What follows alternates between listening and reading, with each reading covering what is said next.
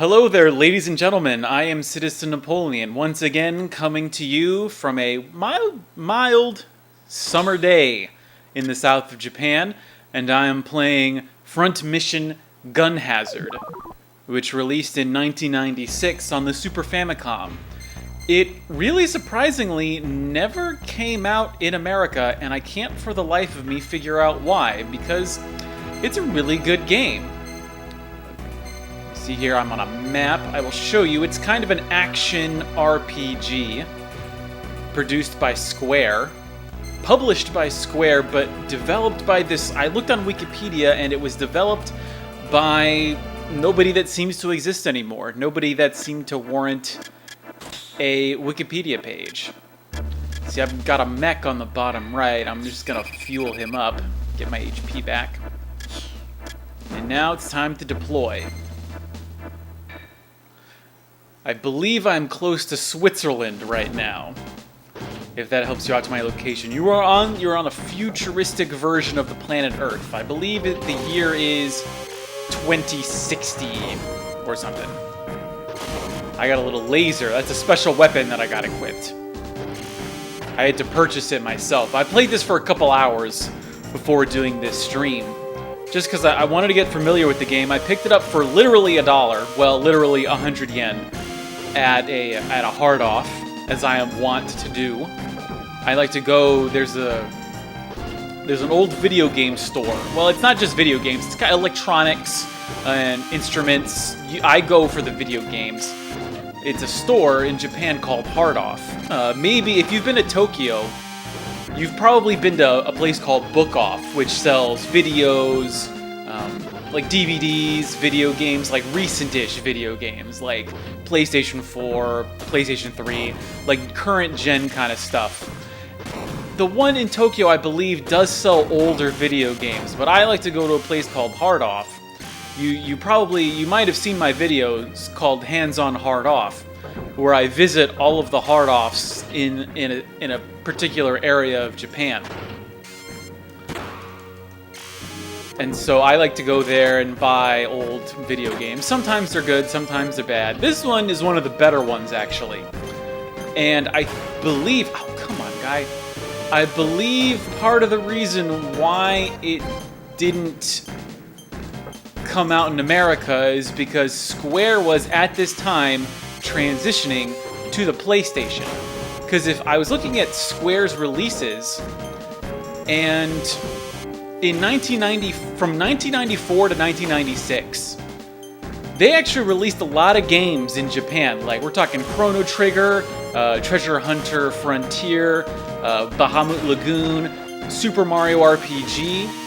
But it localized only two of them, being Chrono Trigger and Super Mario RPG. And Super Mario RPG makes sense because that was actually published by Nintendo. And I'm sure they owned the IP. So it was up to Nintendo to localize it. And Square they released Secret of Evermore. They released that everywhere but Japan. And then they decided that they would localize Chrono Trigger. And that was it. But this was on top of like a lot of games that came out in Japan. And I think it's because they just didn't want to bother with the Super Nintendo anymore.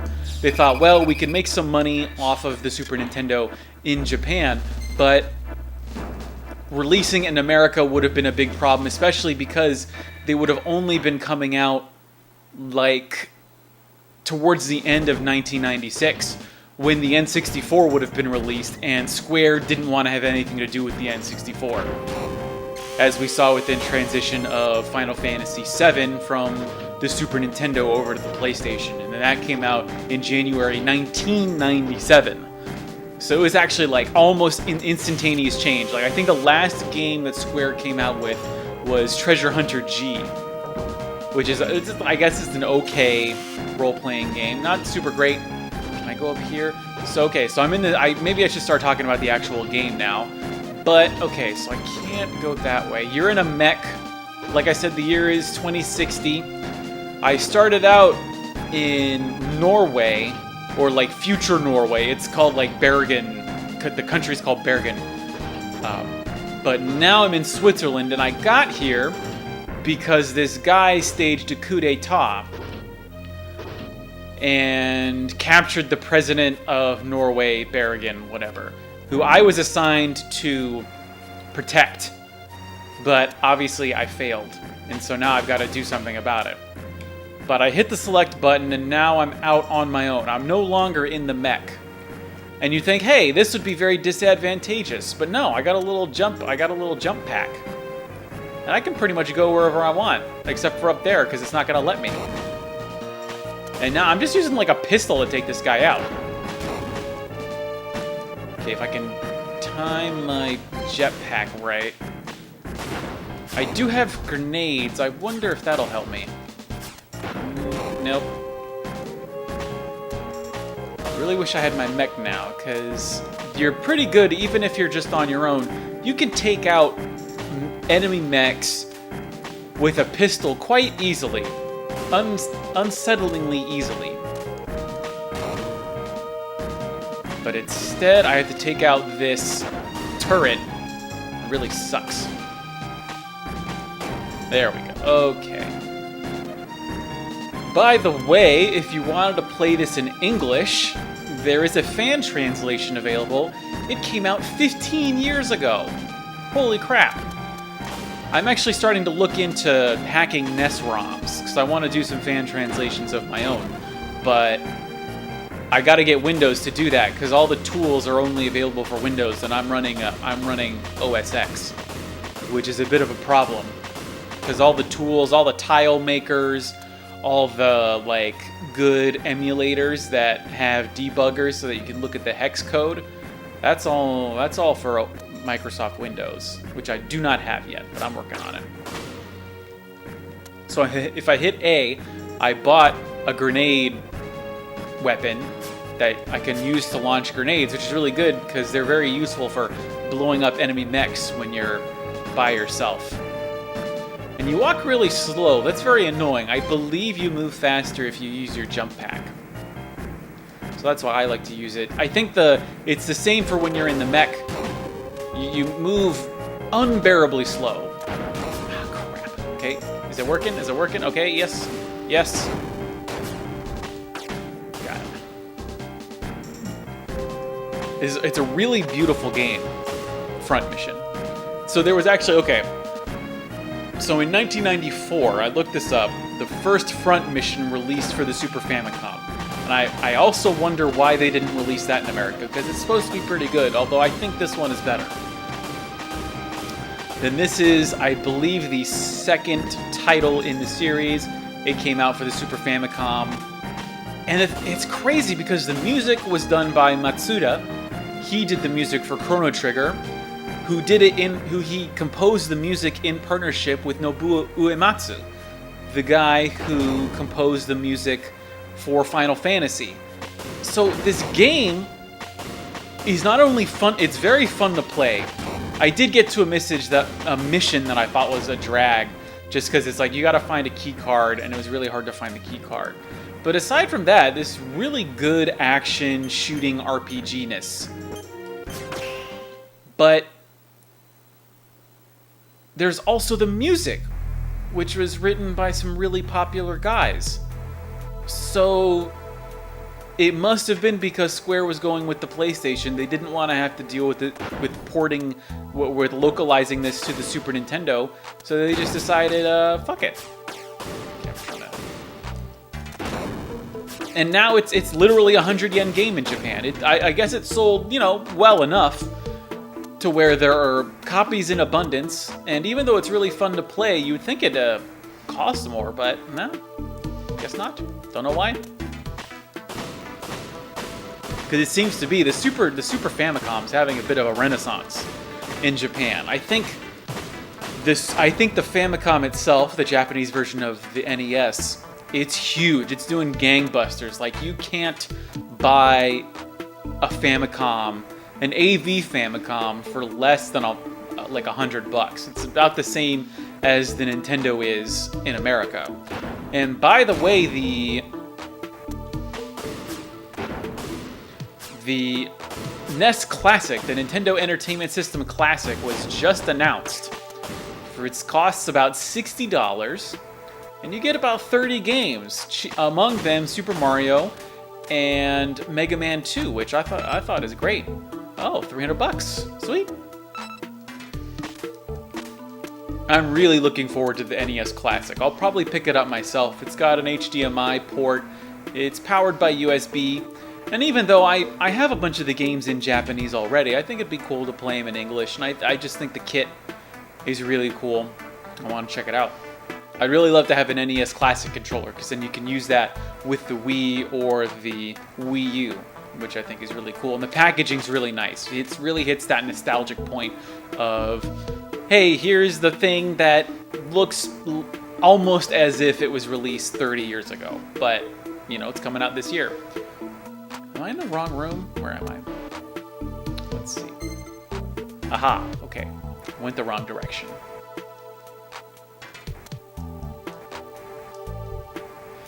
I think this game, Gun Hazard, as it's called, I think its downfall is when you get to these sections where you're not in the mech. It should be you're just in the mech 100% of the time. I don't see why you should have to then get out of your mech and go around as just some guy with a jetpack. Oh fuck! Are you fucking kidding me? Ah! Holy shit! Okay, I'm just gonna continue. Oh, what? Are you fucking kidding me? Oh. Okay, so I know this is supposed to be 30 minutes or death, but that was unacceptable. I'm gonna go back. So the point of this series is not only to up my skill in terms of commentary, because it's pretty difficult playing a game and talking over it at the same time if you're by yourself. Oh shit, I didn't... Oh! Yeah, see, just like that. You make stupid mistakes like that where you don't refill your HP. I do have a repair pack, but maybe I can tell you more about how to maneuver the mech. So I'm hitting B to jump. That's pretty good. Once again, I bought this just as a cartridge, so I don't have the manual, so I kind of had to figure all this out.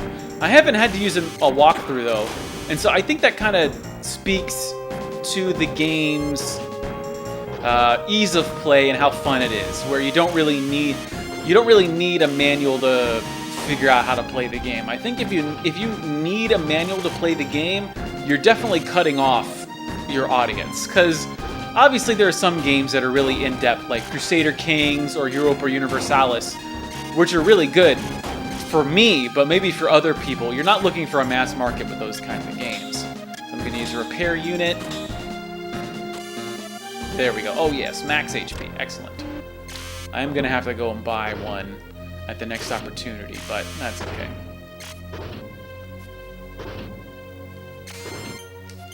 See, I'm hitting, if I hit A, I do a little close combat strike. Also, I don't like it that when you blow up these guys, when you blow up an enemy, they have a little explosion at the end. And if you're within that explosion, it lasts for about a second or two, you take damage. And so when I died, it said you can either continue or restart. In Japanese, it was continue or ristato. And so I hit continue, because I thought that would mean that I could, you know, restart the level. If, like, you know, continue or, like, continue from the last save point or whatever.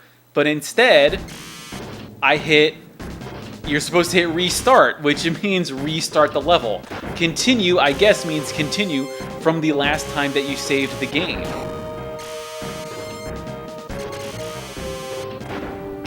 Come on, buddy. No? Yes, there we go. Okay. I have a little dash unit that I purchased for this mobile suit that I believe makes me go a bit faster on the jump, but I can't really tell. Ah, so close. I'm gonna try it one more time. Ah, no, okay, one more time. Because if you notice, you walk really slow, but I believe. Ah, no, it's just not gonna happen. It's not gonna happen.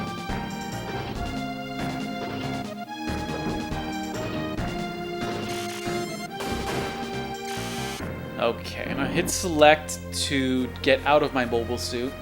I believe it's called a Panzer, but I like to call it a mobile suit because I'm big into the Gundams. Okay, now those are mines. You do not want to step near those. You want to hit them with your pistol, because if you don't, it's gonna blow up. Nope, opposite way. Okay. I believe I'm gonna go the way I went last time.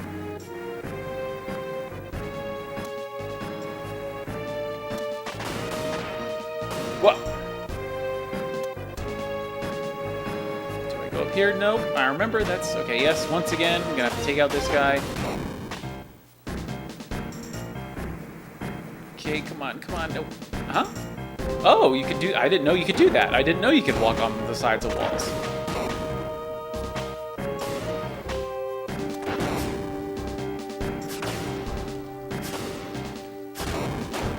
There we go, okay. I think I'm doing it a little bit faster this time. I think this is, yeah, this mission's kind of a drag. I think this is why I kind of got turned off of the game. Because for a while, I played it for like maybe 3 hours, and there just really wasn't any point that I felt like there was a slowdown in the game. I felt the pacing was really good. Missions really only last about 3 to 5 minutes, as you saw in the mission before. That was only like 2 or 3 minutes, and that was a typical mission. This has not been typical of the missions that I've played up to this point. And this is the second world. Like, the first world that you play is, you know, kind of Scandinavian-y. I believe it's in Sweden or Norway, and that was really quick. Like, I was able to get through that in about an hour. And that's where the president... you, like, meet up with the president, and he drives you around in a truck. So that was pretty cool. But unfortunately, the president got captured, and so I had to leave because my family was in Norway, and I have to help them. I assume I'm going to go back, but after that, there were 3 routes open to me, and I chose this one that took me to Switzerland. Switzerland, Europe-y kind of place.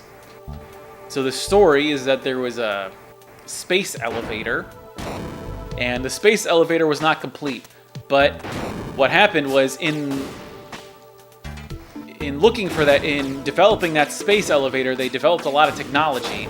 And that technology then fueled like a resource war. And so instead of having world peace, instead there's just a lot of warfare. And you can tell because that's why the Panzers exist. That's why there's all these coups d'etats happening.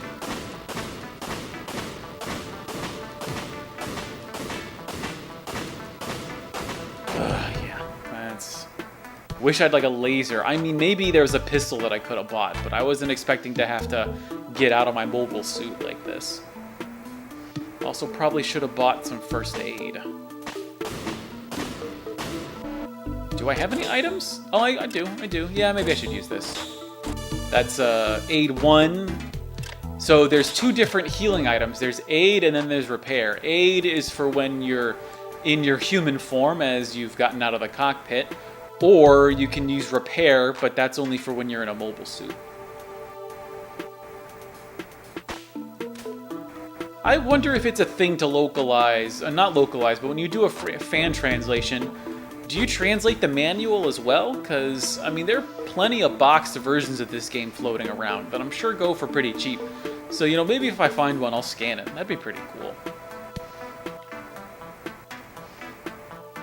I'm trying to get into video game translation. My Japanese, it's okay. I took a test recently. I don't know if you guys know it, but there's a Japanese test called the JLPT, the Japanese Language Proficiency Test, or the Nihongo Noryoku Shiken. There's 5 levels, and I just took, and so level 5 is basic, level 4 is getting towards intermediate, 3 is intermediate, 2 is advanced, 1 is practically fluent, like basically fluent. And I took 2. I think my Japanese is kind of advanced, but man, that test was hard. I don't think I passed it, but, you know, fingers crossed, maybe I did. Okay, alright, I'm going to show off the grenades. The grenades are really good. Oh, crap. Okay, well, he's not shooting at me. The AI is really weird in this game. It's not very smart. Like, yeah, like, why is he facing that direction? I don't get it. Okay, here's some money, big money, yeah. 500 bucks. What's this? Hand grenade 2. Oh, maybe I can I equip it? Armaments? No. No. Items? No. So I guess you can only equip items when you're on the map, when you're on the main map. When you're in the overworld, because when you're in the overworld, you've got your mech, and that mech is docked in this ship that's taking you around. In the first map, it's the president and his truck. But now I got some lady, she's driving me around in her ship. Okay, how do I get down there? Maybe I gotta go down this way. So I'm gonna use my jetpack, because, well, let's see. See, this is your walking speed. It's very slow. Same as in the mech. You walk slow in the mech. It's actually faster to jump. And I think it's like Ocarina of Time, where if you roll, it's a lot faster than if you just walked. Pro tip, if you want to get the Bigoron sword and you don't have Epona, you're going to be rolling a lot. Okay, no problem.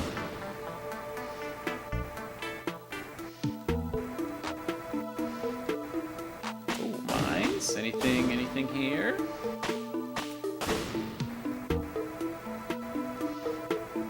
Must be something special. They had mines. Must be trying to protect something, I would think. Oh, crap. Hand grenades. I wish I could equip hand grenade level 2, because then I could kill this guy faster. Oh, shit. Got him, yeah. But now my health's really low. I hope this level ends soon. Because if it doesn't, I am toast. Okay, what could you be?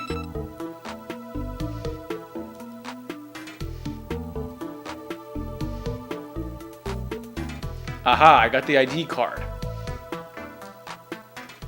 Okay, so I was playing earlier, and it said like, oh, here's this door. To unlock it, you need the ID card. And so I spent like half an hour looking around the map for the ID card, and it wasn't even there. And the game didn't tell me I needed to go to a different location. Wow, that's really annoying. I can't believe they would do that. Okay, no problem. Yes, okay. So now I will dispense with I can't really, the TV I'm playing this on, unfortunately, usually I would play this on a CRT, because then I could, experience it as it was meant to be played. But when I stream it like this, when I make a video, I have to use my LCD, because I'm using an Elgato to capture this. And so on the LCD, I can't really make out the kanji or the hiragana or katakana too well. So I can't really read it as well as I'd like to. But if you're playing it on an emulator, you should have no problem, and especially if you get that English language patch. Which I don't know the quality of the translation. It's probably pretty good. I'm actually amazed at how people can translate this stuff, because, I mean, it's a lot of effort to translate a game, let me tell you. Like, I do some translations of, like, Japanese, like, magazine articles, and that is hard. But in translating a whole game, because this game has a lot of story to it, it definitely puts a big emphasis on the RPG part of action RPG.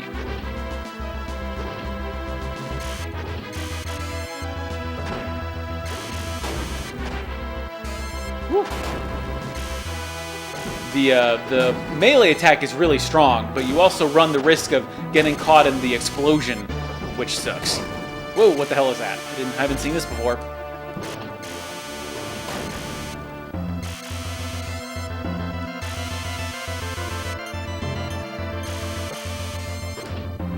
And so, okay, when you get to the end of a level and it's got the little arrow pointing, you have to hit down and B to move to the next portion. It's so weird. I don't know why you can't just walk off screen. That would make the most sense to me.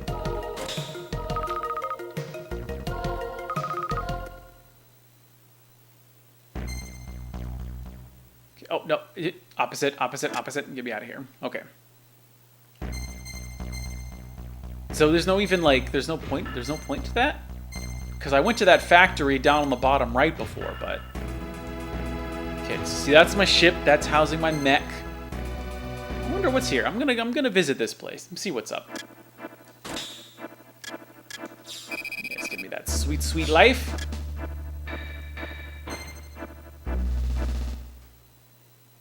I guess those dead ends are just good for experience. Because yeah, most missions run like this. You go from point A to point, you go from the left side of the map to the right side of the map, and it takes about 2 minutes. And so that's really cool. I think it's really fast-paced. The battles are awesome. Your mech is cool. You can get like a laser. The gun you start out with is a little like pea shooter, but it's pretty strong. You can get like a bazooka. You can shoot rockets. Yeah, it's really cool, really fun. Once again, shame they did not localize it for America, because I think people would have loved this, even in 1996, just as the N64 is coming out. This I think would have been really good, but it also would have shown just kind of how crappy the opening of the N64 was, because I mean, Wave Race was pretty okay, and the Super Mario 64 was obviously really, really good. But if you look at those graphics now, man, they're definitely not as good as this. Did that lead to anything? Or was it a fake out? I think they were faking me out. I don't think this leads to anywhere. Yep. Yep, that was a fake out. See, okay, so now you can't move 2 spaces at once. You have to move to 1 space. Okay, that's done. Yeesh. Then move to here. Did I do this before? What's here? I thought I'd beat this level before. Yeah. Okay, give me that sweet fuel.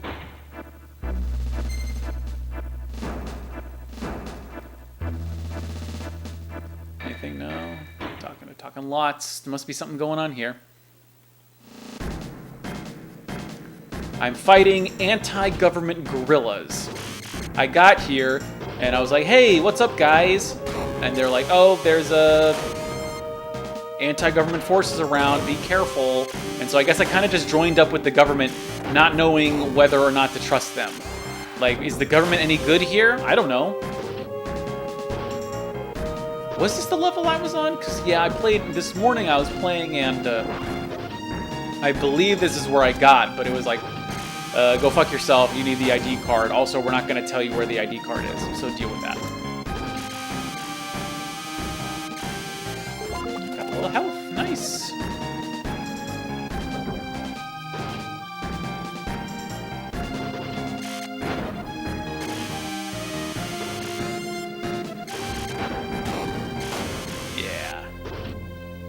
Oh, I think it's telling me, yeah, when you get in a little section like this, that means you can only do it as your old little guy self.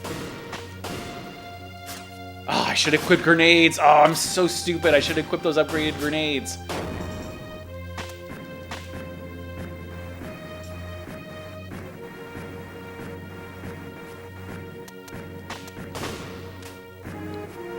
Oh, and you can't shoot him? Whatever. What did I get? What is this? Is this me? For me? For me? Oh, maybe I need to be in my mech to pick it up. But then why would they have made that little tunnel that you can't walk your mech through? That doesn't make any sense. Or maybe there's gotta be a way you can get here in your mech, but I'm just ignoring it.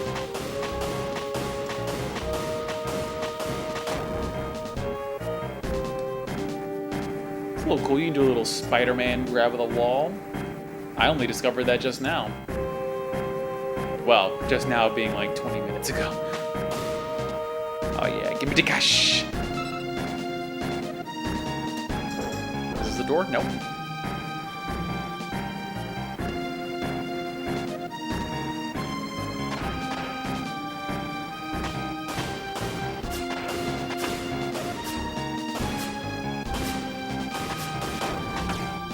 Eat it. Oh, another guy, another guy. Okay, I can do this. I can do this. I'm just, like, how insane is that this little guy is destroying these giant mechs just with these little grenades? That's pretty nuts to me. Now, where am I supposed to go?